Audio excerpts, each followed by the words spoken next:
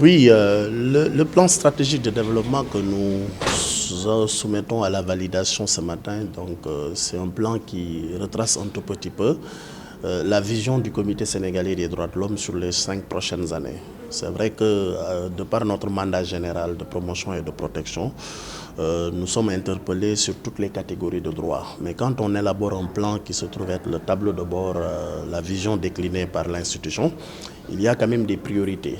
Il y a des priorités et dans le plan, vous verrez que donc, nous avons érigé en priorité, en axe stratégique, la question donc, de la migration. Ça, nous l'avons fait parce qu'il y a une résolution, la résolution 73-326 de l'Assemblée générale des Nations Unies, et qui invitait donc les institutions nationales de droits de l'homme à s'impliquer davantage, surtout par rapport aux modalités et aux aspects organisationnels au niveau régional d'ailleurs, du pacte mondial sur les migrations pour avoir donc des migrations sûres, ordonnées et régulières. Et l'autre aspect également sur la question des droits de l'homme en termes d'axe stratégique, en termes de priorité dans le cadre de ce plan, c'est un peu la question de la gouvernance des ressources naturelles.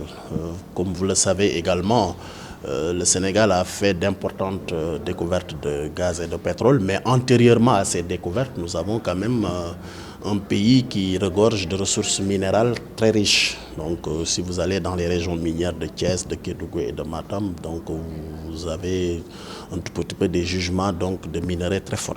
Et en dehors de ça également, nous avons depuis 2015 mis en place ici au niveau du Comité sénégalais des droits de l'homme une plateforme multi-acteurs qui regroupe toutes les parties prenantes, l'Observatoire national pour le respect des droits de l'homme dans le secteur extractif, qui veille au respect donc, des droits de l'homme dans ce secteur, mais également qui fait la promotion des droits de l'homme dans le secteur minier.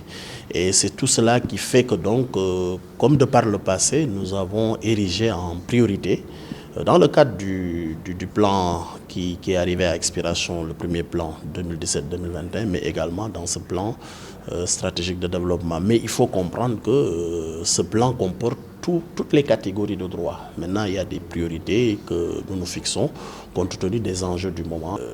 Il y a des entreprises peut-être aujourd'hui, sans le savoir, sont en train de manipuler, de s'approprier des instruments juridiques de protection des droits de l'homme dans le secteur extractif. Et donc, c'est à travers des activités que nous pourrons amener ces entreprises à mieux s'imprégner de ces instruments juridiques. Et là, nous avons bouclé tout récemment une étude sur un peu cet aspect par rapport aux principes directeurs des Nations Unies, sur les entreprises et droits de l'homme. Et là, je tiens à rappeler que c'est avec un peu le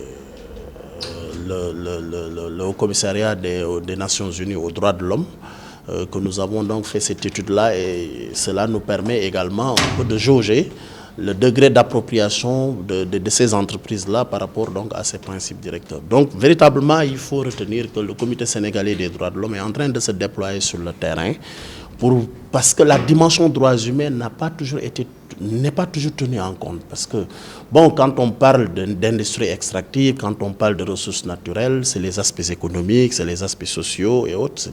Mais la dimension droits humains a été le parent pauvre. Et aujourd'hui, c'est ça qui nous a motivés à mettre en place cet observatoire et à mener des activités sur le terrain avec nos partenaires, pour réduire autant que faire se peut le fossé qui existe entre ces entreprises minières et les violations, les droits de l'homme.